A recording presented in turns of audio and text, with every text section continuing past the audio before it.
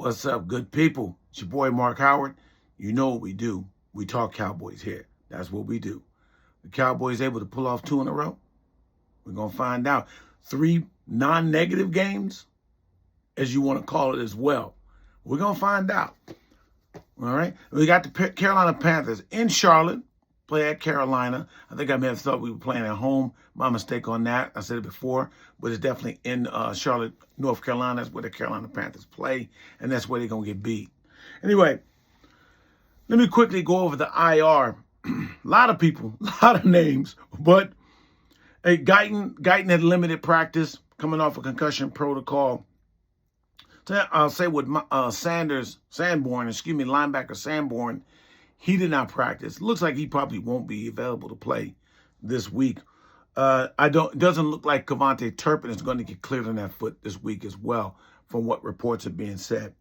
But Guyton was limited practice. Tyron Smith, it was limited practice. Hey, I'm going to throw this name out there. Kalen Carson. Remember him? Well, he had a limited practice as well. He was a full practice. Excuse me. Let me say that. Full practice. Wanye Thomas is on the list with an ankle, limited practice, though he practiced. It looks like he'll be good there. Donovan Wilson, injured with his elbow. He didn't practice at all. I think he probably will play, just going to be off practice from it. Marshawn Nealon was with his knees, limited practice. James Houston, don't want to lose that guy. He's doing so well, but he had a limited practice with a knee soreness. Jadeveon Clowney, Deron Bland, Trayvon Diggs, I'm about to say Tay Diggs. Trayvon Diggs, they all were limited practice and listed as questionable, but all expected to play. So we'll see. It's a rough game. We're 5 games in, so injuries are going to happen, but that is the injury report for us on that. So the matchup now is the Cowboys defense versus the Carolina Panthers offense. With the Carolina Panthers offense, and look at my notes, they're 21st overall. Not very good, not very productive. Bryce Young is in his 3rd year, and he's doing a little bit better, showing some flashes of being better, but the production overall, the tools that they've given him to work with receiver-wise, you got Ted McMillan, a rookie. They did bring in Hunter Renfrow from the Raiders, another receiver. They're okay, but just not able to get much production. A lot of people will blame him with Bryce Young's lack of height. It didn't seem to be a problem in Alabama, but this is the NFL, and they will exploit whatever minus you may have there. They're 24th overall in defense. As I said, they're giving up about 315 yards per game, 187 yards in passing, 127 yards rushing, and about 20 points per game. They had a big win coming back against the Miami Dolphins, which helped their stats look good there. But overall, they're just not really a strong defense. They were able to force some turnovers. So it did help them get off the field, so they probably didn't give up as many yards and whatnot. But they really haven't been very productive. They're rebuilding, and they're trying to retool. Not too much of a challenge, I think. I think we can use our balance of rushing against them. They're not really stopping the run very well. And again, our passing attack with Pickens. You see Ferguson is playing well at tight end. Looking at other receivers like, again, we're not having Cavante Turpin. Flournoy is looking really good. He does possess the tools now that he's getting the opportunity. So I'm looking forward to us being able to play well against him. Now go into the offense there, but to say with our defense getting the ball back, I'm not too much fearing the Panthers' offensive attack. Although we will see Rico Dowdle. Rico Dowdle will get a chance to get back at the Cowboys. This is the first year he hasn't been a Cowboy in his career. Had a good game last week. Chuba Hubbard got injured. He's listed as very questionable for this game. So it looks like Dowdle will be the starting running back. And he did put a little warning out there to be ready. I think we will be ready. And now that he wants to mention a little something, I guess they'll say, hey, he's looking to probably have a big game. Either way, I'm not worried about that. I like our run defense, and I'll go over specifics about that. But I do like our run defense to keep the running game as normal to a minimum of not deep effectiveness, as it has been. We could do better in not giving up so many big runs, but I like what we're doing. There's just not as much of an impact against us. Dowdle's not a home run hitter if he gets loose into the field, but he can run well. He did run well for us. I would not have been mad if we kept Rico Dowdle.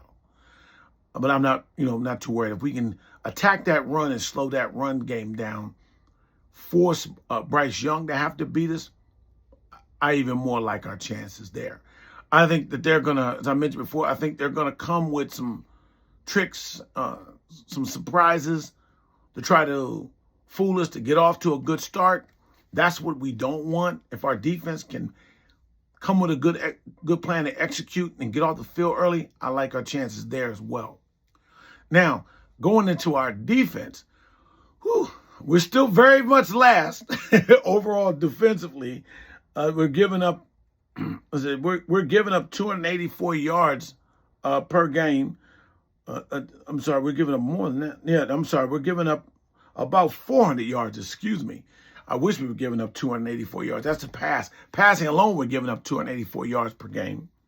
127 yards rushing. That's what I said. I like to lower that stat to below 100 yards rushing, which would help us in the passing game, help our pass rush. But overall, we're giving up 400 yards, the most in the league. That just won't do. We got to improve upon that. Giving Eberflus chances, they're making their adjustments. There's starting to be some gains going on. We're getting some, last couple games, we've been getting pressure on the quarterback. Again, Justin Fields does help us out by holding the ball a little bit longer last week. I think that might be some of the case in the situation with Bryce Young. If you hold on to that ball another second or two for us, we'll get there. Most of the time, if you've seen us, where we're getting to them, the quarterback is letting that ball go just as our rush is about to get there, but doesn't get home. And that's part of the coverage because that receiver is open. That's the part we got to be able to do well there. Linebacker-wise, we have Shamar James in for the injured Sanborn, who I'm suspecting probably won't be available this week. If all things stay the same like with Guyton, he's more athletic. Sanborn knows, he's a player that Eberflus knows. He knows the defense, knows how to run it. He just doesn't have the athleticism. Shamar James needs to know the offense and be more disciplined. He has been known in Florida to miss the hole, miss where he's supposed to go, but he's definitely more athletic. He actually is athletic enough that if he does make a mistake, he could recoup. But in this point with our defense, we can't afford those mistakes. You got to be where you got to be, Brother Shamar. Keep learning, keep working. I'm trusting our coaching staff will help get him where he needs to be a little bit better there. Again, we'll wait on DeMarvion Overshown too. Even with a DeMarvion Overshown, that can't be the same guy he's always been. I think will be better and a big boost to that linebacking core because that is the weakest part. I would say that's the weakest position room on our whole team. The linebacking core. We've got to improve that. Secondary wise, as I mentioned, Kalen Carson looking to come back. Will he suit up? Trayvon Diggs and Bland, the two starting corners, are listed injured, but I believe they're fine. They just have to put them in the injury list. I don't think that's a big deal. Wanya Thomas also is listed, but I think he's the same situation. He'll be ready to play. He definitely did a good job of not letting anything get deep on us, and he's also athletic enough to come up and cover the things that come up short or in the running game. So I'm very confident in that aspect of it. Can the coverage hold long enough for the pass rush to get there? Can the pass rush get there before the coverage breaks down? That's the key thing. Are we going to be able to get some good blitz packages, which Flutes is liking to do a little bit more in different situations in the right way, especially with James Houston listed on the injured reserve. We need him because he's doing very good getting to the quarterback. So I'm very much liking our chance. I'm looking forward to see if we can build upon what we were able to do against the Jets, against this weakened Carolina Panthers team. I don't know if they're weaker than the Jets, but they do have a couple of wins, and we're not taking them for granted. But they have flaws, and we can exploit them. So with all that being said, with everything that's going on, looking at our offense, looking at our defense going up against their offense, it's always going to be a challenge because we just don't know. We do know. We know from what we've seen. What we don't know is, are they able to make the adjustments? Are the personnel that we have suiting up good enough to make those adjustments and get better and get better and get more comfortable? And the defense, not expecting to be the best in the league, but probably not the worst in the league. We're not giving up the over the head, the deep bomb passes in the last game or so. We haven't been doing that too often like we did before with the Giants and Chicago. If we don't do that, keep things in front, and then again, like I said, get that pass rush, which has improved week to week. Get that pass rush into the quarterback's face. We don't always have to get home against Bryce Young. Again, he's a shorter quarterback. If we can get into his face, we can make things really hard. That means he's got to throw it more higher up to get to the ball, to get the ball released. That's a higher pass. That means it's a freer ball for the defense to get to. Just relying upon that aspect of it alone. But getting pressure on him, he's good and he's athletic. We don't want to lose that containment because he can pick up some yardage with his feet. Maintaining the rushing game. I'm not too scared of the rushing game from them. Again, Dowdle is good. I liked him. I was shocked that we let him go. I thought he did good enough to build what we're doing. No slight to Javonte Williams. I like Javonte Williams better. He's more of a potential home run hitter, even though he got ran down last week with that big run against the Jets. But that was a really fast DB.